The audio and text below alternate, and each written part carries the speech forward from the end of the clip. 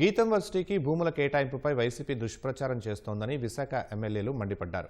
విద్యాభివృద్ధికి కృషి చేస్తున్న గీతం సంస్థకు ప్రభుత్వ ధర ప్రకారమే భూములు ఇచ్చే అంశం ఇంకా పరిశీలనలో ఉండగానే రాద్ధాంతం చేస్తున్నారని ఆగ్రహం వ్యక్తం చేశారు.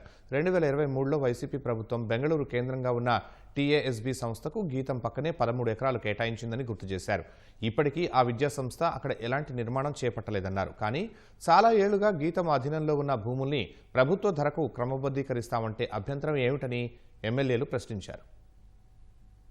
వైసీపీ నాయకులు దీన్ని రాజకీయ అంశంగా భావించి లేనిపోయినటువంటి రాజ్యాంగం చేయడం ఇది చాలా దుర్మార్గం.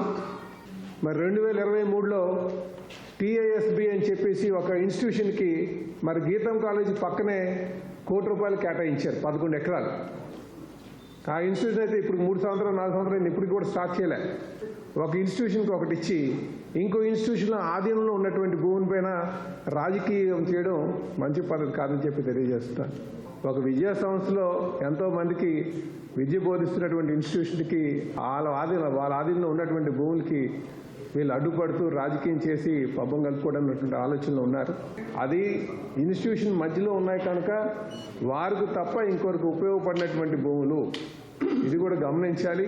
అది కూడా ఎడ్యుకేషన్ పర్పసే కేటాయించాల్సినటువంటి అవసరం ఉందని చెప్పేసి ఈ సందర్భంగా తెలియజేస్తున్నాం. మనం చూస్తే ఒక అమరావతి కావచ్చు, వైజాగ్ కావచ్చు, తిరుపతి కావచ్చు, ఏదైనా ప్రెస్టీజియస్ ఇన్స్టిట్యూట్స్ ఎస్ఆర్ఎంకి ఇచ్చాం, విట్కి ఇచ్చాం, మాతామృతమేకి ఇచ్చాం, అలాగే సెంచురీకి ఇట్లా ఎన్నో ఇన్స్టిట్యూట్స్ ఏదైనా వాళ్ళు ఎస్టాబ్లిష్ పెట్టుకోవాలంటే గవర్నమెంట్ ఒక రేటు ఫిక్స్ చేసి వాళ్ళకి ల్యాండ్స్ ఇస్తూ ఉంది. ఇది ఒక్క గీతంకే కాదు, వేరే ఎవరైనా అటువంటి క్వాలిటీ ఇన్స్టిట్యూట్స్ ఎస్టాబ్లిష్ ఇన్స్టిట్యూట్స్ ఎవరైనా ఉంటే వాళ్ళకు కూడా భూములు ఇచ్చాం గతంలో. అట్లా ఇస్తానికి కూడా ప్రభుత్వం సిద్ధంగా ఉంటుంది. కాబట్టి దయచేసి ఇటువంటి చౌకబారు రాజకీయాలు చేయొద్దని చెప్పి కూడా మీ ద్వారా వైఎస్ఆర్సీపీ పార్టీకి అప్పీల్ చేస్తా ఉన్నాం.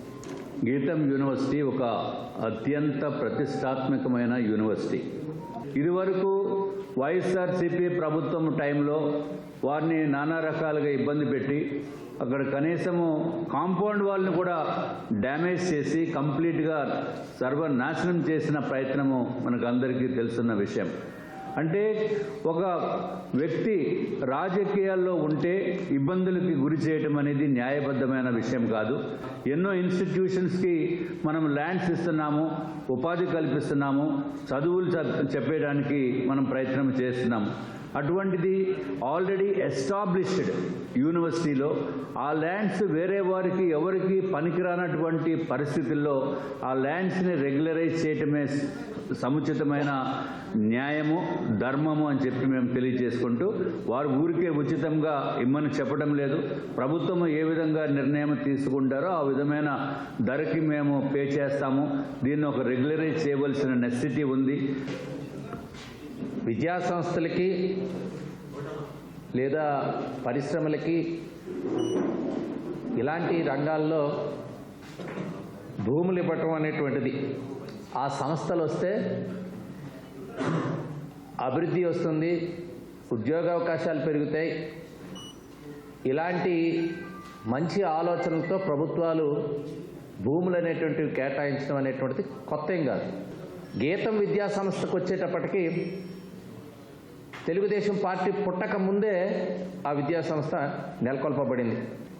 ఇప్పుడు ఉండేటువంటి ప్రతిపక్షాలు మొన్న మున్సిపల్ కౌన్సిల్కి ఈ సబ్జెక్ట్ వస్తే దాన్ని పెద్ద ఎత్తున రాజకీయంగా వాడుకోవాలనేటువంటి ప్రయత్నంలో భాగంగా ఒక బంధువనో లేదా తెలుగుదేశం పార్టీ పార్లమెంటు సభ్యులు అనేటువంటి ప్రచారానికి చెప్పి ప్రజలకు ఒక తప్పుడు సంకేతాలు ఇచ్చేటువంటి ప్రయత్నం చేస్తున్నారు.